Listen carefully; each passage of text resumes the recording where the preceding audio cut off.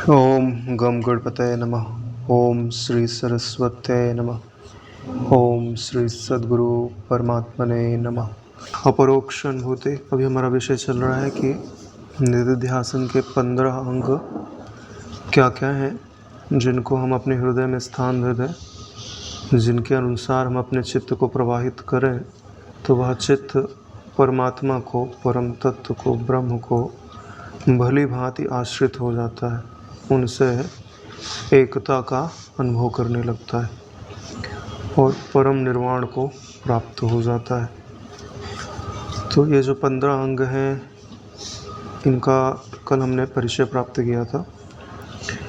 ये हैं यम, नियम, त्याग, मौन, देश, काल, आसन, मूलबंध, देह की समता, नेत्रों की स्थिति, प्राणायाम, प्रत्याहार, धारणा, ध्यान और समाधि। ये साधारणतः तो योग में इन शब्दों का प्रयोग किया जाता है, लेकिन यदि आपको तत्व समाधि उपलब्ध करनी है तो इनका जो अर्थ ज्ञान में लिया जाना चाहिए वो आपको लेना पड़ेगा। तो यम का और नियम का अर्थ हम लोगों ने कल पढ़ लिए थे। यम का अर्थ होता है कि अपने इंद्रियों को अपने वश में रखना, और यहाँ पर अपनी इंद्रियों में जो चंचलता है उसको संयमित करने के लिए कहते हैं कि इंद्रियों का जो विषय है, जिसे इंद्रियां देखती हैं, चखती हैं, उसे ब्रह्म ही समझो। क्योंकि इंद्रियां जो भी विषय को ग्रहण करती हैं वह ज्ञान के सिवाय तो कुछ होता ही नहीं है। चाहे स्वाद हो, चाहे दृश्य हो, सुगंध हो, स्पर्श हो, क्योंकि ये करण ज्ञान इंद्रियां कहलाती हैं ना। तो ज्ञान इंद्रियां ज्ञान को ही तो ग्रहण करेंगी, लेकिन ज्ञान में जो भेद है वही बंधन करता है। तो सब में एक ही तत्व को दिखे भले कुछ, लेकिन समझे कि यह ज्ञान मात्र ही है। उसमें जो विशेषता दिख रही है वह उपाधि के कारण दिख रही है, वास्तव में विशेषता नहीं। तो जब समस्त इंद्रियों के दरवाजे पर ब्रह्म को ही बिठा दिया जाता है, तब इंद्रियां कहती हैं कि अब हमारा कोई प्रयोजन नहीं रहा, अब हम ग्रहण करें भी तो क्या करें, और वो स्वयं ही शांत हो जाती हैं। जैसे मरुस्थल में आदमी को खड़ा कर दिया जाए और बार बार देख देख के वो थक जाए कि चारों तरफ देखने पे कुछ दिखाई नहीं दे रहा है ना, तो वो स्वाभाविक बैठ जाएगा, शांत हो जाएगा। कोई वृक्ष मिल गया ना, तब बार बार वो चारों तरफ देखेगा नहीं, तो सुना ही है, कुछ है ही नहीं, देखें क्या, चखें क्या, दौड़ें किधर। इंद्रियों के चारों तरफ जब एक ही चीज़ को खड़ा कर दिया जाता है कि उसके सिवाय कुछ नहीं है, तो यह स्वाभाविक ही नियंत्रित होने लगती हैं। जिनमें स्वाभाविक चंचलता है ना, वो अपने आप शांत होने लगती है। इसीलिए इस सिद्धांत की बड़ी महत्ता है। भक्ति में भी सिद्धांत को उपयोग में लाया जाता है और ज्ञान में भी लाया जाता है कि आप जिसे चाहते हैं उसे अपनी दृष्टि पे आरूढ़ कर लीजिए। कोई व्यक्ति किसी को प्रेम भी करने लग जाता है ना, तो वो भी उसकी दृष्टि पे आरूढ़ हो जाता है। भली भांति प्रेम करने लग जाए तो एक पल विसरता नहीं है। कई बार तो इतना तादात्म्य हो जाता है कि वो व्यक्ति नहीं होते हुए भी दिखने लगता है, या थोड़ी सी भी आहट होवे तो उसको लगता है कि वो व्यक्ति आ गया है। हाँ, कंस कोई नहीं हो गया था, भगवान कृष्ण के प्रति प्रेम इतना बढ़ गया कि कुछ भी होवे तुमको लगे कि अब तो कृष्ण आ गए। अम्मा का भी था बापूजी के प्रति। तो यही चीज़ें हैं कि अगर आपको अपनी इंद्रियों को स्वाभाविक ही नियंत्रित करना है तो सब ब्रह्म है, इसकी भली भांति धारणा करनी चाहिए।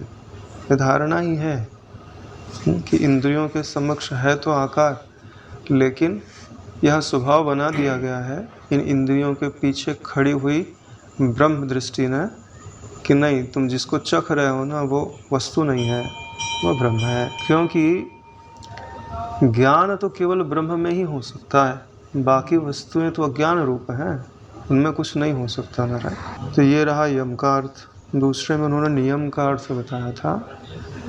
यम होता है इंद्रियों को संयमित करने के लिए, और नियम होता है मन को, अंतःकरण को संयमित करने के लिए।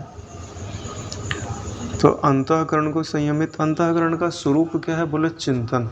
चिंतन के सिवा अंतःकरण कोई वस्तु नहीं है। चिंतन ना होवे अंतःकरण में तो अंतःकरण का पता ही नहीं चला कि अंतःकरण है कि नहीं है। तो अगर आप अपने चिंतन की धारा में ब्रह्म को आरूढ़ कर दो तो इसी को नियम बोला जाता है। यानी अंतःकरण में जो अभी तक संसार का वर्चस्व था वहाँ ब्रह्म का वर्चस्व स्थापित हो जाए। उसके लिए श्लोक था कि सजातीय प्रवाहश्च विजातीय तिरस्कृति नियमो ही परानंदो नियमात क्रियते बुधई। जो बुद्धिमान लोग हैं या जो परम बुद्ध तत्व है उसको प्राप्ति में लगे हुए लोग हैं, क्योंकि उसको प्राप्त करने के लिए अभी उच्च कोटि के लोग ही लगते हैं, ऐसे वैसे लोगों की बस की बात नहीं है। जिनकी बुद्धि शरीर से परे का सोच सकती है, यानी मृत्यु के बाद का जो सोच सके और जन्म के पहले का अनुमान लगा सके, वही तो ब्रह्म की ओर चलते हैं। नहीं तो खाओ पियो और मौज करो।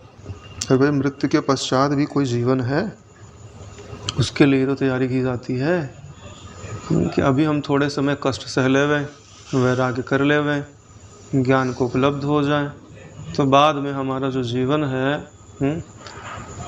ये तो थोड़ा सा जीवन है तुम्हारा 50-60 साल 70 साल 100 साल का। इसके बाद जो जीवन है उसमें तो वर्षों की गिनती नहीं है। यहाँ तुम कुछ पल में वो काम कर सकते हो कि करोड़ों वर्ष का स्वर्ग मिल जाए, कुछ पल में। ठीक है, ब्रह्म विद्या का मनन करके मतलब थोड़े ही समय में इतना पुण्य कमा सकते हो कि करोड़ों वर्षों का आप स्वर्ग में रह सकते हो, ऊंचे लोकों में रह सकते हो। और कुछ पल में ही इतना खराब काम कर सकते हो ना कि जिसके लिए आपको लाखों वर्षों तक नरक की अग्नि में जलना पड़ा। ये स्वतंत्रता है मनुष्य जन्म की।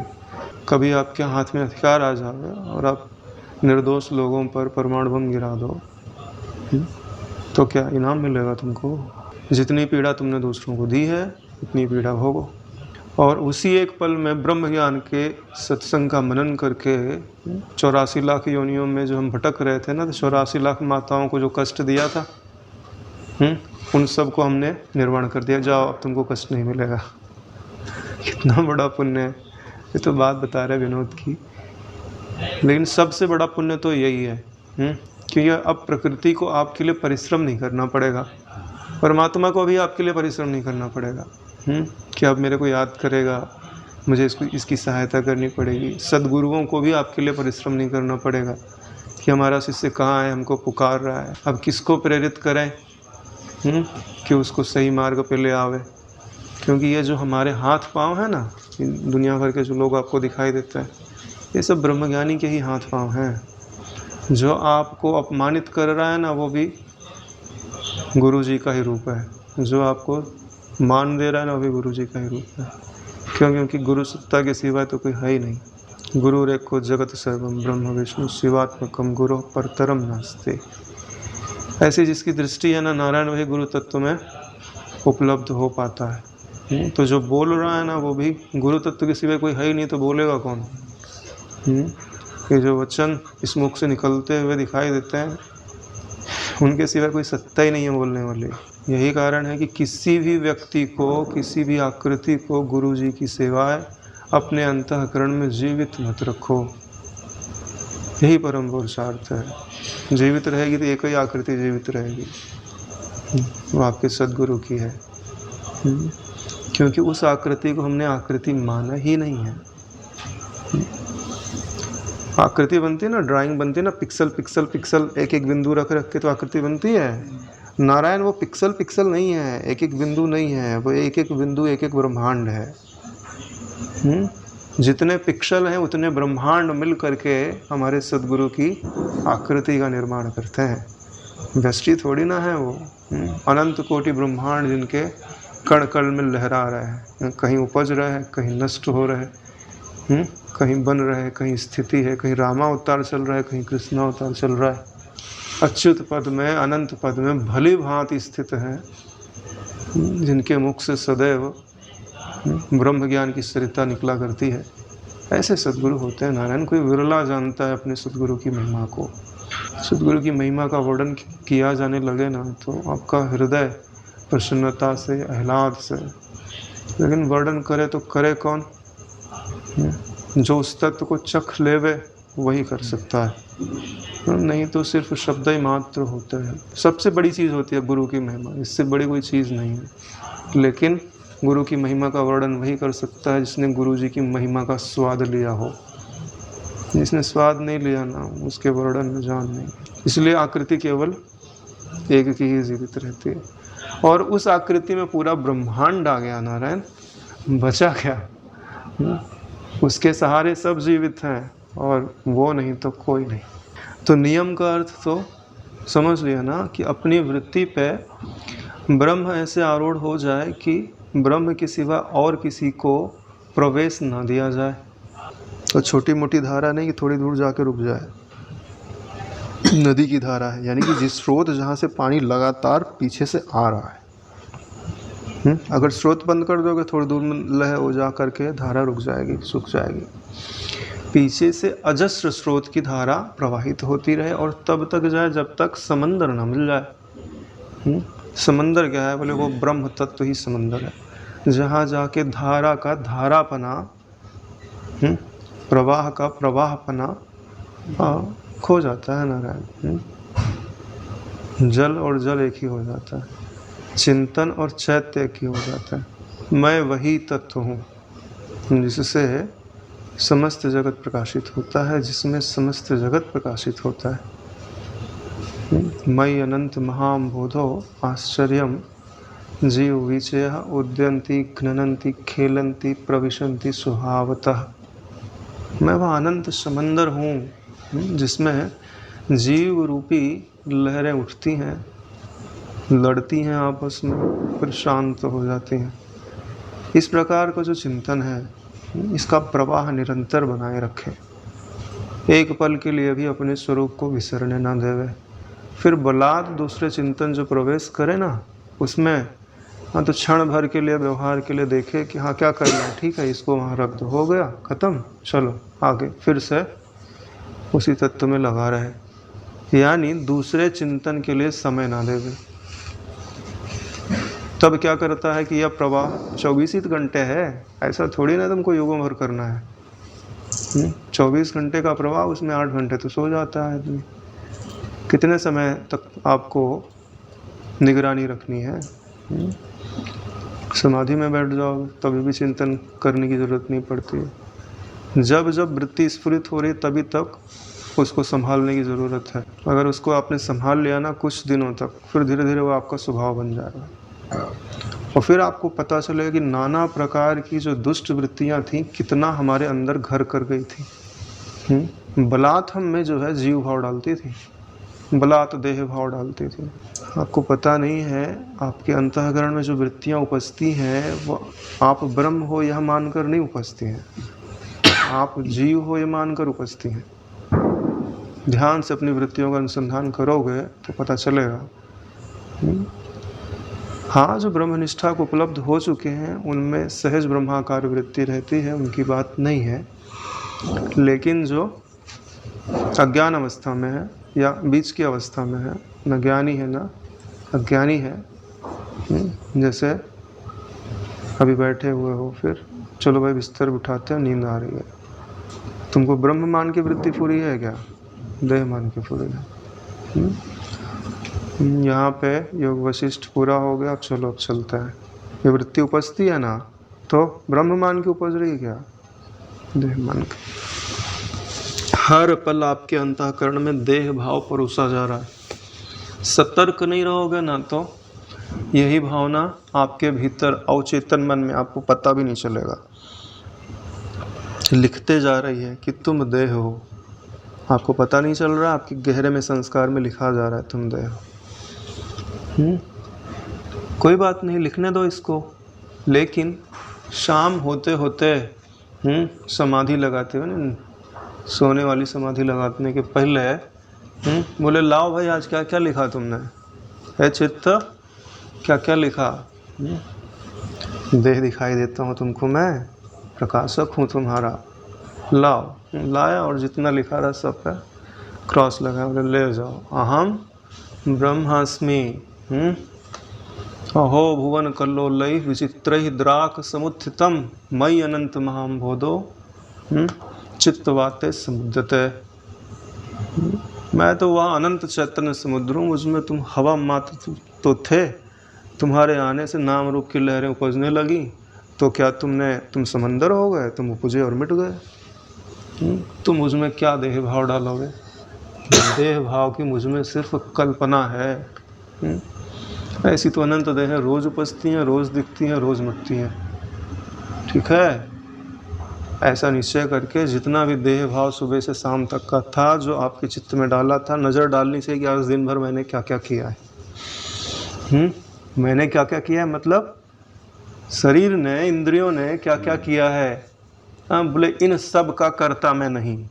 और कभी अच्छा लगा हुआ हो, अनुकूल घटना घटी हो, कभी बुरा लगा हुआ, तो इनका भोगता मैं नहीं। ना मुझे अच्छा लगता है, ना मैं बुरा ना मुझे बुरा लगता है। मैं तो प्रकाशक हूँ ना, बाहर हूँ खेल से, आनंद रूप हूँ। मुझे अच्छा लगने और बुरा लगने की आवश्यकता ही नहीं है। अरे भाई मिठाई थोड़ी बोलती है कि मुझे मिठास मिल जाए। अरे ऐसा तत्व है नारायण। ऐसी स्मृति करके अपने कर्तापन को, अपने भोक्ता, अपने परिच्छिन्नत्व को, कि मैं इतना छोटे में ही हूँ, एक धरती के एक छोटे से हिस्से की जो आकृति है उसके भीतर बैठ के इधर उधर घूम रहा हूँ, देख रहा हूँ, ले रहा हूँ, दे रहा हूँ। अरे छोड़ो ना नारायण, कब तक खेल करोगे। हाँ, जो अनंत रूप से विराजमान हो ना, अपनी स्मृति करो और इन सब जो संस्कार लिखे गए हैं ना, उन पे क्रॉस लगाओ। ठीक है। अरे नारायण नहीं, एक दिन भारी पड़ जाएगा। जैसे आप आलस से करोगे ना कि नहीं कल कर देंगे, परसों, एक दिन इकट्ठा हो जाएगा इतना सारा कि आप कटिंग करने भी जाओगे तो ना इतने पन्ने रहेंगे ना कि कटिंग भी नहीं होगा। रोज के संस्कारों को रोज ही स्ट्रक्चर घुमा देना चाहिए, है ना। घाट वाले बाबा की याद आ गई।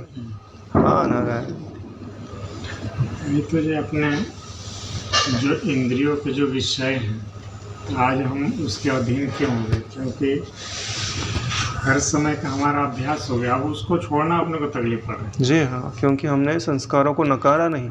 अगर हम नकारते जाते तो आज वो इकट्ठा नहीं होते, उनमें इतना बल नहीं होता।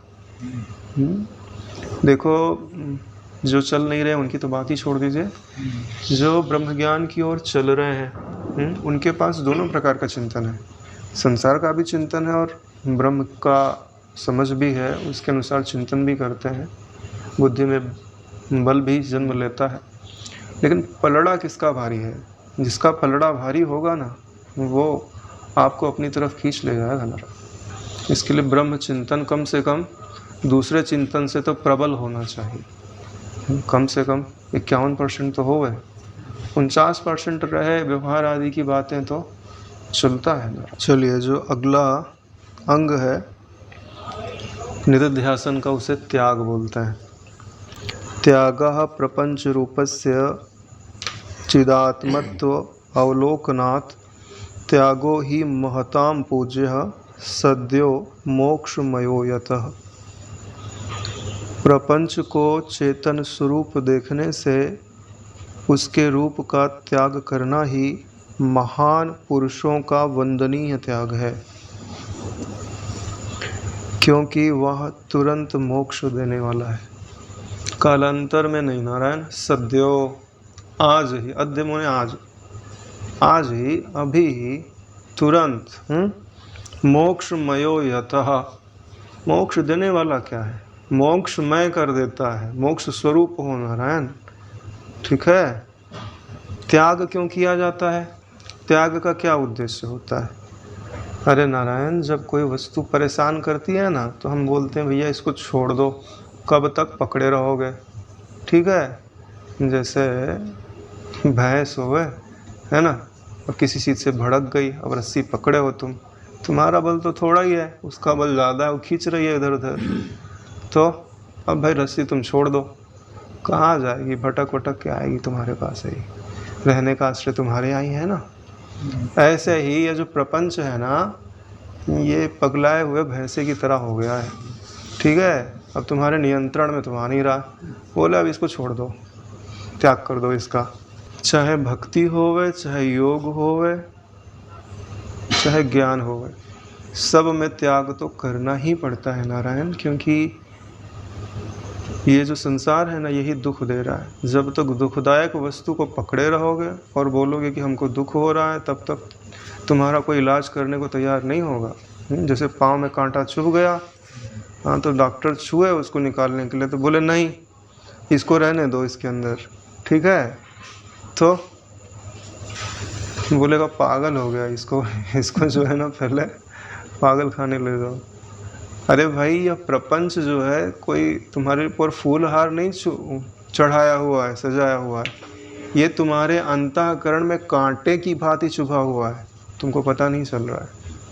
इसको निकालना है, इसका त्याग मतलब इसको अपने अंतःकरण से निकाल दो तो सुकून हो जाएगा अंतःकरण में। लोग समझते नहीं है नारायण, वो सोचते हैं कि नाम और रूप जो हमको महसूस होता है ये हमारे ऊपर फूल हार चढ़ाया हुआ है।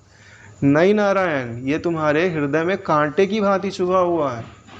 यही कारण है कि तुम सोते हो रोज कि ये कील कहीं निकल जाए, ये कांटा कहीं निकल जाए, इसलिए तो नाम रूप को भुला के सो जाते हो। उद्योग तो तुम्हारा वही है, लेकिन समझ नहीं रहे हो। जब सदगुरु जाते हैं उसको चिमटे से निकालने के लिए, तो बोले निकालो मत इसको, रहने दो इसको, ये तो हमारा अंग हो गया है। अरे कोई पाँव में कांटा चुभ जाता है तुम्हारा अंग हो जाता है, सड़न करेगा वो नारायण, दर्द करेगा। त्याग इसको समझना चाहिए। त्याग का मतलब यह नहीं होता है कि जो तुम्हारे लिए उपयोगी वस्तु है तुम उसको छोड़ दो, उसको त्याग नहीं बोलते हैं नारायण। जो अनुपयोगी है, जो तुम्हारे दुख का कारण है, जो तुम्हारे बंधन का कारण है, जो तुम्हारी मृत्यु का कारण है, उसको छुड़ाया जाता है। अब तुमको लगता है कि हमारी प्रिय वस्तु छुड़ा दी गई, तो तुम्हारी बुद्धि का दिवाला निकल गया है। जैसे किसी को अफीम चरस गांजा पिला दिया जाए और उसको कुछ का कुछ दिखने लगे, विष का अमृत दिखने लगे, यही तुम भ्रम पड़ रहे थे शुरू से।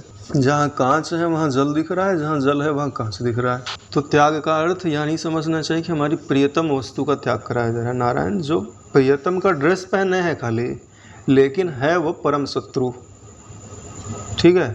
तो जैसा त्याग भक्ति आदि में किया जाता है वैसा त्याग इसमें नहीं है। यहाँ पे क्या त्याग है? त्याग का क्या अर्थ है कि जितना भी आपको वस्तुएं दिखाई देती हैं, प्रपंच यानी नाम और रूप अस्ति भाति प्रीति, ठीक है, तो आपको उसमें से नज़र क्या आता है? बोले नाम और रूप, ठीक है। तो क्या बोलते हैं कि नाम और रूप में क्या देखो? बोले चिदात्मत्व। चिद का अर्थ होता है ज्ञान, ठीक है। आत्म का अर्थ होता है अपना मैं, यानी जो आप ज्ञान स्वरूप हो वही सारे रूपों में दिख रहा है। चिद आत्मत्व अवलोकनात्, जो भी नज़र पड़ रही है उसके रूप में मैं ही दिख रहा हूँ। यत त्वं पश्यसि तत्र त्वमेकं तत्र प्रतिभाससे, ठीक है ना, अष्टोक्र गीता का श्लोक है। जो भी तुमको दिखाई देता है उसके रूप में तुम ही हो। बापू जी एक कैसेट थी पुरानी, उसमें बापू जी बोलते थे जिस पे नज़र पड़ जाए वो तुम ही हो, तुम्हारे मन में जो वृत्ति उपजती है वो भी तुम ही हो।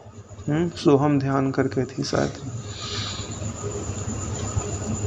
तो जब मैंने पढ़ा पहली बार सुना था कैसे, तो मैंने वो 2 लाइन याद कर ली, फिर बहुत दिनों तक अभ्यास किया उसका। मैंने बोला यार बहुत बढ़िया सूत्र मिल गया है। कोई भी वृत्ति उपजे, बोले अच्छा ये मैं ही हूँ क्या? अच्छा गुरुजी ने बोला तो मैं ही होऊंगा। हाँ, तो जब भावना करता था ये मैं हूँ, तो अब तुम क्यों भेष बना के आ रहे हो? दुख का भेष बना के आ रहे हो? पहचानते हैं हम तुमको। अब तुम हमसे छिप नहीं सकते नारायण। देखो सच्चाई यही है कि इस जगत में आपके परमेश्वर पिता के सिवाय कोई है नहीं, है ना। पर पिता मान लो, माता मान लो, गुरु मान लो, जो भी मानना है मान लो, उसके सिवाय कोई नहीं है। आप और वो खेल रहे हो और वो हर बार नाना प्रकार का वेश बदलता है, ठीक है। बोलता है अगर मेरे को पहचान लिए, ठीक है, तो खेल पूरा हो जाएगा, और हम उनको पहचान नहीं पा रहे, और वो पहचानने के लिए इशारा भी दे रहे हैं कि हमारे ये लक्षण हैं और तुमको पहचान लो। ऊपर का कवर मत देखो, हर बार मैं नया कवर बना के आऊँगा। ये जो नाम और रूप है, इसके ओट में ही अस्थि भांति और प्रियता रूपी परमेश्वर छिपा हुआ है, ठीक है। तुम कवर देखते हो, कभी डर जाते हो, कभी उससे घृणा करने लगते हो, कभी प्रेम करने लगते हो, लेकिन नामे रूप से प्रेम करने लगते हो, कवर से ही प्रेम करने लगते हो। कवर हटाओ और उसके भीतर जो है उसको देखो। तो कवर हटाने को ही क्या बोलते हैं? त्याग।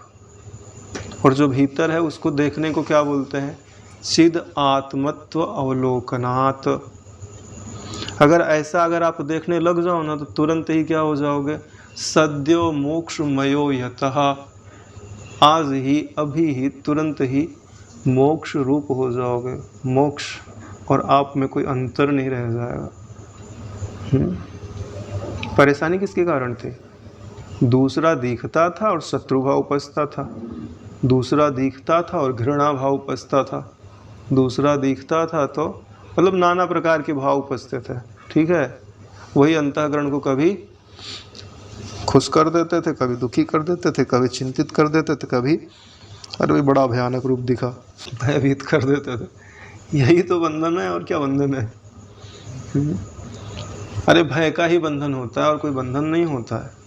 सारे बंधन भय रूप और सारे सुख निर्भय रूप। बता रहे हैं कि ये जो महान पुरुष है ना, अब ये बताओ कि ये ऐसा जो त्याग है वो महान पुरुष करते हैं, कि ऐसा जो त्याग करते हैं वो महान पुरुष हो जाते हैं? इसमें लिखा है त्यागो ही महताम पूज्य। ऐसा जो त्याग करते हैं वास्तव में वही महान पुरुष होते हैं। और जो महान पुरुष होते हैं वही त्याग भी कर पाते हैं। दोनों बातें हैं, क्योंकि ऐसे वैसे व्यक्ति की बात नहीं है कि सारी आकृतियों को भेद करके उसके भीतर जो चेतन आत्म तत्व है उसको देख सके। इतना कर लिया तो बचा क्या ना करे। सारा खेल आँख मिचौली का जो चल रहा है ना, पूरा हो जाएगा। यही तो नियम होता है आँख मिचौली का। पहचान लिया ना तुमने, हाँ, तो ख़त्म हो गया खेल, तुम जीत गए। अब तुम छुपो, अब हम छुपते हैं, तुम ढूंढो। तो वही फिर भक्त जो है चला जाता है, तो भगवान अब ढूंढने जाते हैं, कहाँ है मेरा भक्त। यही घटना घटती है ना, पहले तुम भगवान को ढूंढो, फिर भगवान तुमको ढूंढेंगे, फिर परमात्मा तुमको ढूंढता है, भाई मेरा प्यारा कहाँ गया, मेरा स्वरूप कहाँ गया। अगला श्लोक है, यतो वाचो निवर्तन्ते अप्राप्य मनसा सह यन मौनम योगभिगम्यम तद भजेत सर्वदा बुधः। अब देखो ये बातें आगे के 3 श्लोक में चलेंगी मौन के बारे में, क्योंकि अगर आपको परम तत्व में समाधि लगानी है तो बोलना तो बंद करना पड़ेगा ना। बोलते भी रहो और निर्विकल्प तत्व में स्थिर हो जाओ तो थोड़ी ना होता है। मौन का अर्थ सिर्फ वाणी से बोलना नहीं होता है। आपकी ये 5 इंद्रियां बोल रही हैं कुछ ना कुछ, ठीक है, कुछ ना कुछ बोल रही है, आपको बोल रही है, हमको नहीं।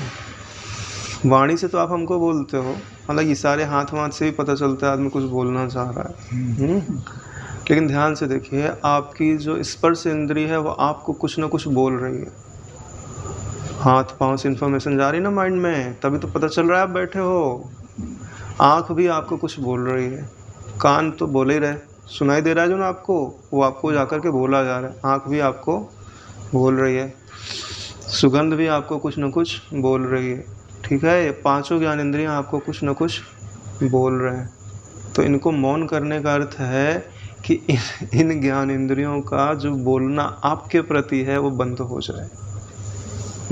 इन ज्ञान इंद्रियों के सहित मन का भी बोलना आपके लिए बंद हो जाए, उसको मौन बोलते हैं नारायण। खाली मुंह से बंद कर लिए और उसको श्रेष्ठ मौन नहीं कहा जाता। वही बात यहाँ पर बताएंगे। जिसे ना पाकर मन सहित वाणी लौट आती है। मन सहित वाणी जिसे ना पा करके खोजने गई परमात्मा तत्व को और मिला नहीं, ठीक है, और लौट आई। जिस मौन तक योगियों की ही गति है, क्योंकि वो परम मौन है। मौन यानी जहाँ मन का प्रवेश ना होवे, मा ओ ना, मा यानी मन, ना यानी गति। जहाँ मन की गति ना होवे वही तो तुम्हारा आत्म तत्व है। मन उसको विषय कर ले जाता जग की तरह तो जड़ बना देता ना ब्रह्म को। मन किसी चेतन वस्तु को विषय नहीं कर सकता, मन जड़ वस्तुओं को विषय करता है। चेतन को कोई विषय कर सकता है क्या?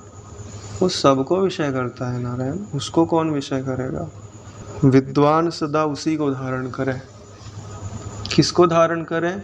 जिसने कभी कुछ बोला ही नहीं है, उसको धारण कर लोगे तो तुम्हारा सदा मौन है, ठीक है। प्रकाशक कभी कुछ बोलता है? नहीं बोलता नारायण। जो बोलता है वो प्रकाशक नहीं है, इसीलिए तो उसको अप्रमेय बोलते हैं। क्योंकि कोई भी करण, किसी भी करण ने ना उसको कभी देखा है और ना उसको कभी जाना है, ठीक है। करणों से वो अतीत है, इंद्रियों से, मन से। तो बोले किसी ने देखा ही नहीं। बोले नहीं देखा। तो बोले इतना सारा वर्णन किसने किया? बोले ये जो वर्णन तुम सुनते हो ना नारायण, ये ज्ञान अपौरुषेय है, इसको किसी ने रचा नहीं है। यह ज्ञान अवतरित हुआ है उसी की कृपा से। जिस पर वो प्रसन्न हो जाता है, उसके अंतःकरण में स्वाभाविक ही वो ज्ञान प्रकट होने लगता है। उसके लिए उसे ब्रह्म को देखने की जरूरत नहीं पड़ती। ब्रह्म के रूप में वो स्वयं ज्ञान उसके हृदय में प्रकट हो जाता है, सत रूप में, चित रूप में, आनंद रूप में। तो बुद्धि का कोई बल है उस तत्व को पहचान ले? नहीं नारायण, बुद्धि जड़ है, समर्पित हो सकती है, उसको विषय नहीं कर सकती, शरणागत हो सकती है। जैसे बर्फ़ जो है वो समंदर में जाके समंदर की शरण हो सकती है, ठीक है। तो छोटा सा टुकड़ा होकर समंदर को अपने अंदर ले लेगा संभव नहीं है। तो जो वास्तविक मौन है उसका क्या अर्थ होता है कि जहाँ मन सहित वाणी जाती है लेकिन उसको विषय नहीं कर पाती, लौट आती है। तो जब लौट आती है तो बोले हमने तो उसको विषय नहीं कर पाए, हमने तो उसको देखा ही नहीं था, हम उसके बारे में बोलें क्या? जब हमने देखा ही नहीं तो हम बोले क्या? तो चुप ही रहना अच्छा है। इसीलिए बोलते हैं कि मौन रहना चाहिए, क्योंकि ब्रह्म है अनिर्वचनीय, ठीक है। तो बोलें क्या? जो भी बोलेंगे वो ब्रह्म वस्तु के आसपास की चीज़ें होंगी, ब्रह्म वस्तु नहीं होगी। अगला श्लोक है, वाचो यस्मात् निवर्तन्ते तद उक्तम केन शक्यते प्रपंचो यदि वक्तव्यः सो अपि शब्द विवर्जितः। जहाँ से वाणी लौट आती है उस ब्रह्म का भला कौन वर्णन कर सकता है? ये तो हम लोगों ने समझ लिया। और यदि प्रपंच को ही शब्द का विषय माने तो वह भी शब्द रहित है। यदि प्रपंच को भी वाणी का विषय कहें तो वह भी शब्द रहित है। ब्रह्म को भी अनिर्वचनीय बोला जाता है और माया को भी अनिर्वचनीय बोला जाता है। तो किसी ने प्रश्न पूछा, बोले जब तुमको कुछ पता नहीं होता है तो तुम बोल देते हो कि यह अनिर्वचनीय है। हाँ, किसी ने कटाक्ष किया तो हमारे शो ने बोले ऐसी बात नहीं है कि हम जानते नहीं हैं इसके लिए उसको अनिर्वचनीय बोलते हैं, लेकिन वह कोई एक बात बोले तो हम बोलें कि ये सही वस्तु बोलता है। माया किसी एक वस्तु के बारे में एक बात बोलती ही नहीं है, तो हम क्या बोलें कि ये क्या बोलती है, ठीक है।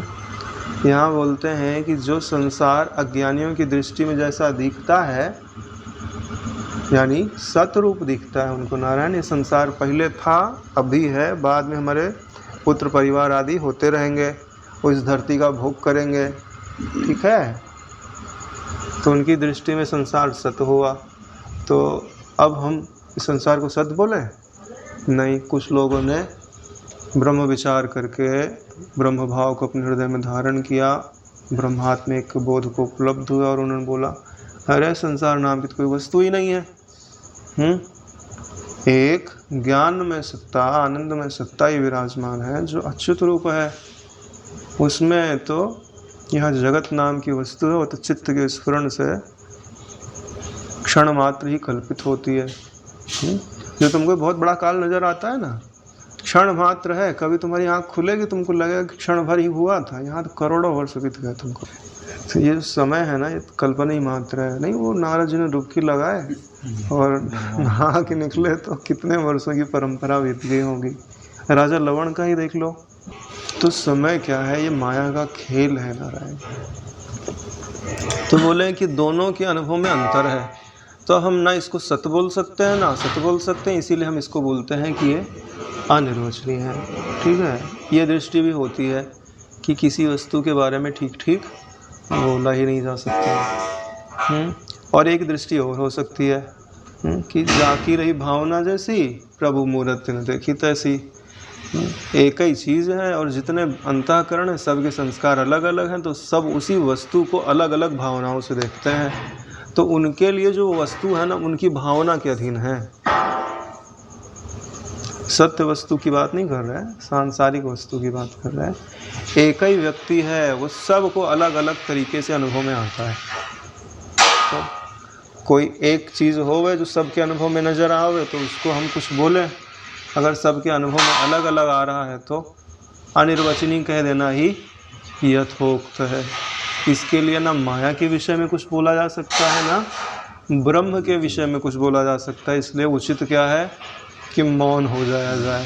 इसीलिए बोलते हैं कि जब आपको आत्म समाधि उपलब्ध करनी है तो मौन धारण करना चाहिए। ये सब आत्म समाधि उपलब्ध कराने की ओर ही ले चल रहे हैं। 109वां श्लोक है, इति वा तद भवेत मौनम सताम सहज संगितम गिरा मौनम तो बालानां प्रयुक्तम ब्रह्मवादि भी। अतः सत्पुरुषों का दूसरा स्वाभाविक मौन यह प्रपंच का अशब्दत्व भी हो सकता है। यानी जो सत्पुरुष हैं वो ये जो जगत आपको दिखाई देता है प्रपंच रूप से, ये इसके बारे में कोई निश्चित चीज़ कही ही नहीं जा सकती। रहता है कि हम इस संसार का क्या वर्णन करें, जब तक हम वर्णन करने जाते हैं तब तक तो वस्तु बदल जाती है ना। तो बासी वर्णन करना अच्छा थोड़ी होता है, भूतकाल का वर्णन करना तो अच्छी बात नहीं है ना। इस जगत में वर्तमान नाम की कोई वस्तु नहीं है। क्या लगता है ये भी वर्तमान काल में बैठे हो? वर्तमान काल का तुम अनुभव ही नहीं कर सकते, क्योंकि जैसे ही जिस क्षण का तुम अनुभव करने जाओगे ना वो क्षण बीत जाएगा, तुरंत बीत जाएगा। पकड़ के दिखाओ, जब पकड़ने जाओगे ना तो अंत में तुमको कालातीत अवस्था का बोध होगा। 3 मिनट ले लो तो बीच वाला जो मिनट है तुमको वर्तमान लगेगा, उसके पहले का भूत लगेगा, उसके उधर का भविष्य लगेगा। लेकिन जो एक तुमने लिया है, जब तक तुमने विचार किया तब तक तो बीत गया। हाँ, तो अब उसके भी हिस्से करो, फिर ऐसे उसके भी हिस्से करो, ऐसे हिस्से करो, तो एक समय तुम्हारे पास काल नाम की कोई वस्तु नहीं रहेगी। वास्तव में जो वर्तमान है वो तुम्हारा स्वरूप है, ठीक है। और जो एक कल्पनाएं हैं उसी में भूतकाल भी होता है और भविष्यकाल भी होता है। यानी ये जो जगत का अनुभव होता है इसमें वर्तमान की कोई वस्तु नहीं है।